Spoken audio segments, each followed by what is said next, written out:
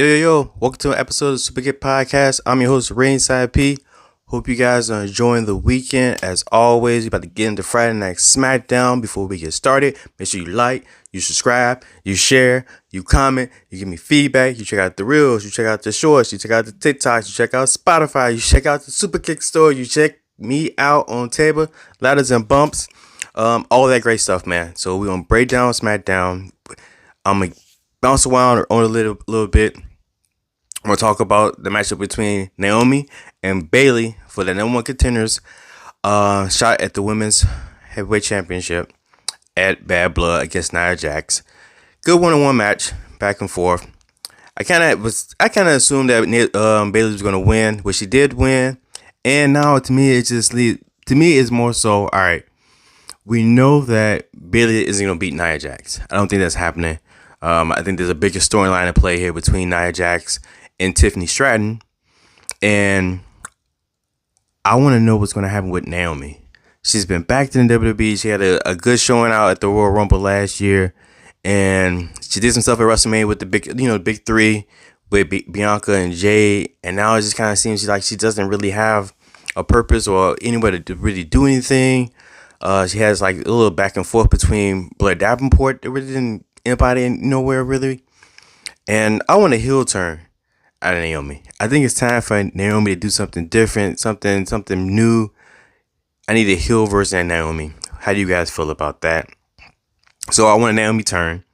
But also, speaking of terms, I feel like they're trying to turn Tiffany Stratton already. Like, I don't want Tiffany Stratton to turn. Like, I love her as a heel. But you see Nia Jax being imposing, threatening her, she choking her, holding her by the neck, saying, if something happens to me, it's going to be very bad for you. And I don't want Tiffany Stratton to turn, but it seems like that's the storyline they're going to go with. And Tiffany's going to turn, and she's going to be this face. Because she's going to be a big star anyway, but I don't want her to be a face. I like her as a heel. How I want things to play out is Nia Jax beats Bayley. Nia Jax goes on as she's the most dominant force in the women's division. She's the queen of the division because she won the Queen of the Ring. Charlotte Flair comes back. I said it before. Charlotte Flair comes back. You get this matchup between Charlotte Flair, Nia Jax. Tiffany Stratton cashes in. And then we get this matchup between Charlotte Flair and Tiffany Stratton. Maybe, I want to say like a passing of the torch type of moment, but those two at WrestleMania, that's what I want to see. I want to see Charlotte versus Tiffany Stratton at WrestleMania. What do you guys think about that? And how do you guys feel about a possible face turn for Tiffany Stratton already? I'm not here for it, but are you guys? Let me know. Let's get into probably the best series that WWE has going on right now. It's not even real life storyline. It's just great matches. And it's just great one-liners from Melo, man. Like, when he told Andre to put the fries in the bag, Another thing, like, man, I got more for you. Step up next. I love these matchups between Andrade and Melo. We on matchup number 6 right now. Another fantastic match. They're just doing amazing things. I can't say enough about them. I really, really want them to be like a main event. I feel like just because the names aren't big enough yet for the two of them. Because how can they main event when you got Cody Rhodes, you got the Bloodline, you got Roman, that stuff going on. So it's hard for them to main event, but at least they can be on a PLE. Excuse me. Andrade and Melo deserve to be on PLE the way they've been cooking in these matchups. And I know it's only a matter of time. Once Carmelo Hayes' his interest steps it up and he gets some pyro or whatever, he's out of here. He's out of here. He's next level. He got the moves. He's cocky. He just needs that a little bit more. A little more like sparkle, a little pizzazz to put on. But then after that, man, he's golden, man. But man, I want to see these two, Andrade and Carmelo Hayes, in a PLE or a main event because I think they're deserving of it. And what if we get, I don't know when we get the number 7 match, but maybe we should get LA Knight versus Carmelo Hayes, and then Andrade interferes, and then we get to the point to where we have that 7, or maybe we might have a triple threat for the U.S. title between LA Knight, Andrade, and Carmelo Hayes that way too. But I still want that 7 matchup though. And who you got for the 7 matchup? You got Andrade or you got Melo? Let me know. Comment below on that. Let's get into, well, if it ain't about the random stuff, it's about bloodline stuff. And the bloodline stuff takes up so much of the show. Randy starts the show off. He calls out Cody Rhodes, man. He gotta get some answers. Like, yo, I've been battling the bloodline for so long. They put me on the shelf for 18 months. And now I'm here. I got your back. And now you teaming up with Roman Reigns. Like, dude, like, it feels like junior high. Like, yo, man, you kick it with your guy, your friends, and y'all been like best buds. There's this whole entire time to junior high. You know, going over each other's house, drinking Capri Suns, eating Dunkaroos and Part Talks. And now high school starts, and now your best friend is with this whole other crew now. And you're like, yo, what about us? You know, and that's what kind of like how I think Randy Orton and Kevin Owens feeling right now, especially Kevin Owens, because he's been fighting the bloodline for 4 years. It seems like forever. You know, they've been making a point that he's never pinned a member of the bloodline during this whole time, which is crazy because I feel like he's won some matches against the bloodline. So that's wild.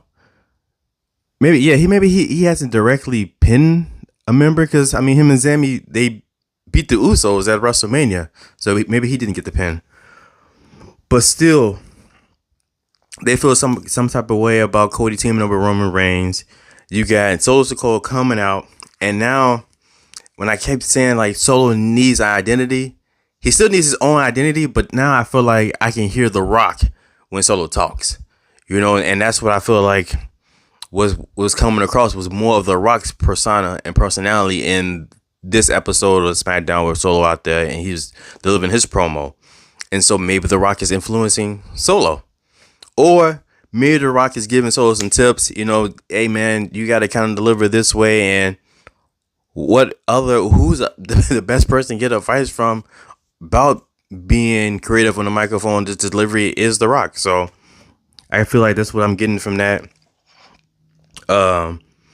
You can see that Kevin Owens and Randy Orton might try to distance themselves from Cody Rhodes, especially with this matchup at Bad Blood with Cody and Roman versus Jacob and Solo.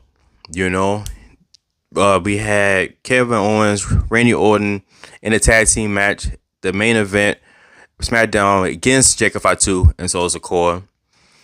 As usual, chaos ensues. You know, you got the rest of them in the bloodline coming out. You had Cody Rhodes coming out. And the match ends was like, yo, who is going to turn first? You know, bloodline, they won, obviously, because they gotta be winning going into the PLE next week. And so it still leaves the question of who's going to turn first. Is it Kevin Owens? Is it Randy Orton? Or is it going to be Cody Rhodes? That's the big question. Like, I think most of us kind of assume that it's either going to be Kevin Owens or Randy Orton first. But it could be Cody Rhodes.